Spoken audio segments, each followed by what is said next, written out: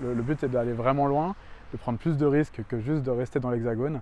Et aujourd'hui, je pense qu'on a pu prouver que ça fonctionnait, qu'on se déplaçait sans bruit, sans odeur, sans pollution, et grâce au soleil.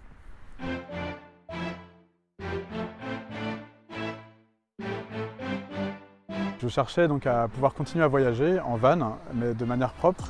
Et quand j'ai commencé à regarder ce que je pouvais faire, j'ai trouvé aucune solution en fait. Je me suis dit pourquoi pas fabriquer le mien.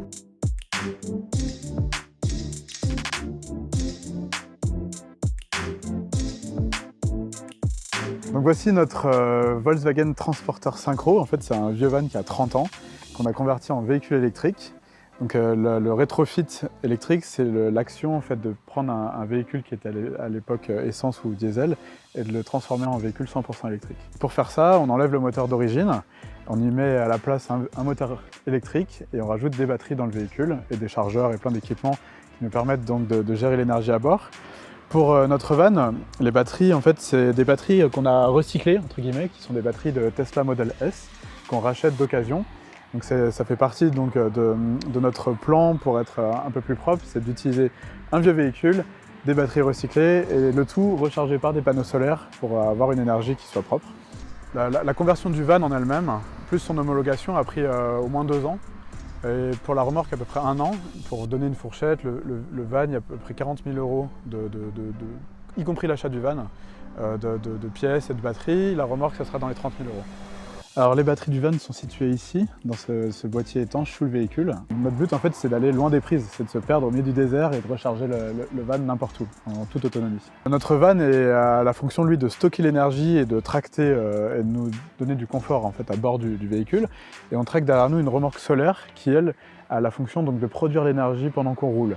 C'est notre centrale mobile, elle est composée de 48 mètres de panneaux solaires, à peu près 8000 watts de panneaux solaires, ce qui nous permet de recharger le véhicule en une seule journée solaire et de faire 150 km. Alors là, on se retrouve entre la remorque et le van. Comme la remorque produit de l'énergie, elle est connectée en fait en tout temps par une prise standard type 2 de véhicule électrique pour charger le van, même pendant qu'on roule.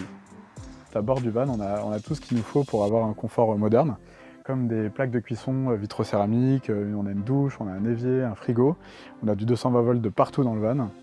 Donc on est vraiment bien installé, que ce soit pour travailler pendant qu'on se déplace ou pour dormir à bord du van.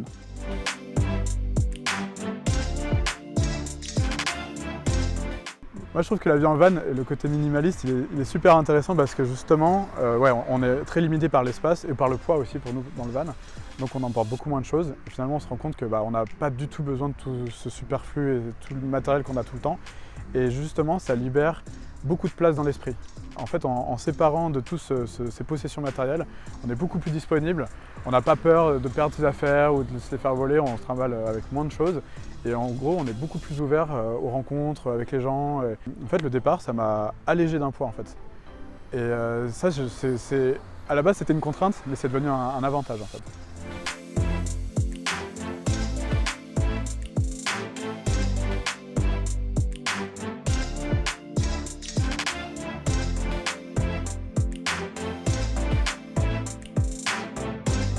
Le but était surtout de montrer qu'il était possible de rétrofiter des véhicules anciens et de leur donner une nouvelle vie propre, et aussi de recharger ces véhicules électriques avec une énergie qui est renouvelable et qui est mobile, qu'on transporte avec nous. On défend surtout l'avancée technologique que nous offrent les batteries aujourd'hui sur même des véhicules anciens.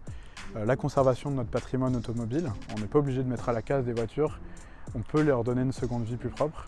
Pareil pour les batteries, on n'est pas obligé de les mettre à la poubelle, on les remet dans des voitures ou on fait du stockage d'énergie avec.